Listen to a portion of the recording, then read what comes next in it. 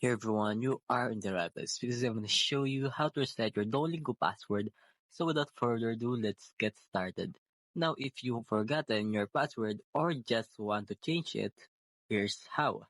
So just open the Duolingo app, and after that, tap I already have an account. And just tap on forgot password. Alright, so here, just enter your email address. And after that, tap next.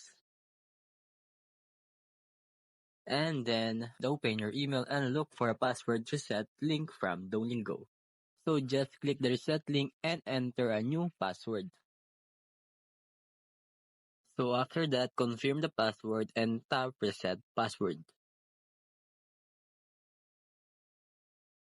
So that's it. Go back to Duolingo and log in with your new password. Alright, so just continue learning.